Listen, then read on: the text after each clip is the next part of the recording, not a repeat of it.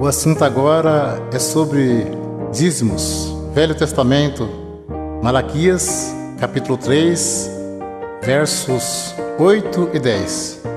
Roubará o homem a Deus?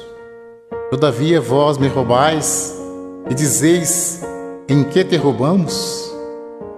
Nos dízimos e nas ofertas alçadas. Trazei todos os dízimos à casa do tesouro, para que haja mantimento na minha casa. E depois fazer prova de mim, diz o Senhor dos Exércitos.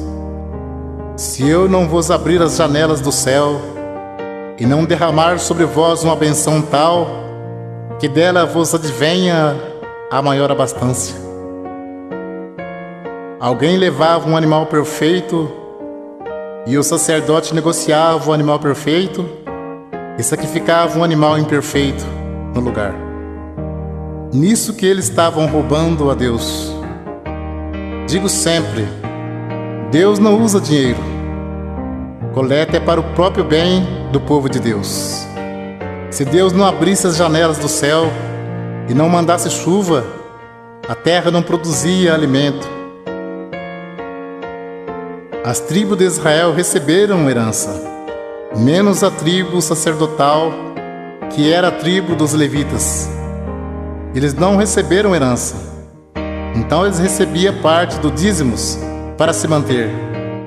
Por isso que dizia: trazer os dízimos para que haja mantimento na casa do tesouro. Não se tratava de dinheiro, mas de mantimento. Não há mais casa do tesouro. Jesus disse: minha casa é chamada por todas as nações casa de oração. Evangelho segundo Mateus, capítulo 10, versos 5 ao 10. Jesus enviou esses 12, ele ordenou dizendo: não ireis pelo caminho das gentes, nem entreis em cidade de samaritanos, mas ide diante as ovelhas perdidas da casa de Israel. E indo pregai, dizendo: é chegado o reino dos céus. Curai os enfermos, limpai os leprosos, ressuscitai os mortos, expulsai os demônios. De graça recebestes, de graça dai. Não possuai ouro, nem prata, nem cobre em vossos cintos, porque digno é o operário do seu salário. Nem alforje para o caminho, nem duas túnicas, nem alparcas, nem bordão, porque digno é o operário do seu alimento.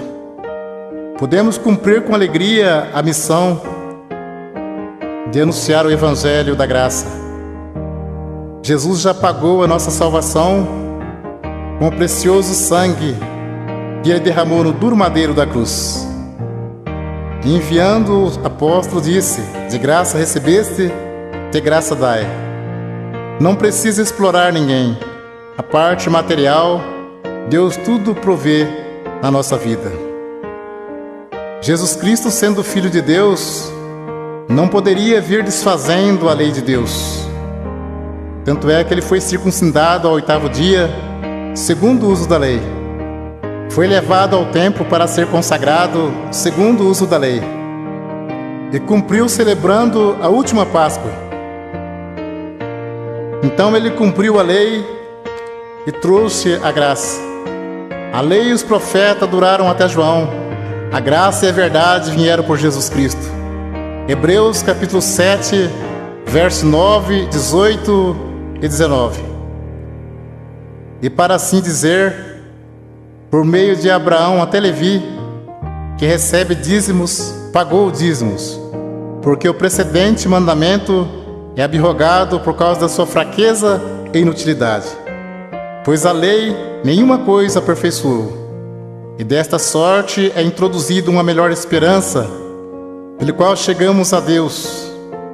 Hebreus capítulo 7, versos 12, 13 e 14. Porque mudando o seu sacerdócio, necessariamente se faz também mudança da lei. Porque aquele de quem essas coisas se dizem pertence a outra tribo, da qual ninguém serviu ao altar, visto ser manifesto que nosso Senhor procedeu de Judá, e concernente a esta tribo, nunca Moisés falou de sacerdócio, porque dele assim se testifica: tu és sacerdote eterno, segundo a ordem de Melquisedeque. Jesus procedeu da tribo de Judá, e não da tribo de Levi, que era a tribo dos sacerdotes. Então, se muitos espertalhões pregam que tem que pagar dízimo hoje, por que eles não se preocupam em cumprir mais algum mandamento da lei? Porque o assunto deles é só dinheiro. Procura enganar, sendo que dízimos era para que houvesse mantimento na casa do tesouro. Muitos querem tirar proveito para ganhar dinheiro, dizendo: digno é o obreiro do seu salário. Mas isto é mesmo que dizer: digno é o obreiro do seu alimento. O apóstolo Paulo disse em Atos capítulo 20, versos 33 ao 36: de ninguém cobicei a prata, nem o ouro, nem o vestido. Vós mesmos sabeis que para o que me era necessário a mim e aos que estão comigo, essas mãos me serviram. Tenho-vos mostrado em tudo que, trabalhando assim, é necessário auxiliar os enfermos e recordar as palavras do Senhor Jesus, que disse: mais bem-aventurado coisa é dar do que receber. E havendo dito isto, pôs-se de joelhos e orou com todos eles. Mas o assunto viver do Evangelho era alimento, e não receber dízimos.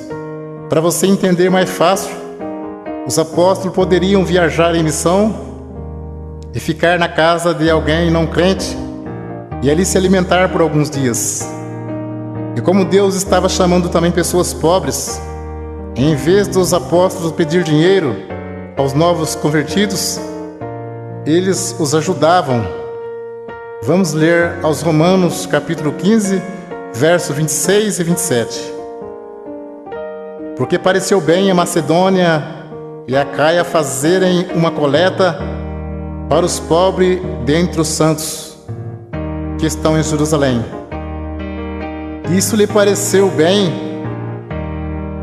como devedores que são para com eles, porque se os gentios foram participantes dos bens espirituais, devem também ministrar os temporais. Confira esse assunto com atenção. Paulo disse em 1 Coríntios, capítulo 9, verso 12 ao 14 e 15 ao 18. Se outros participam deste poder sobre vós, por que não mais justamente nós?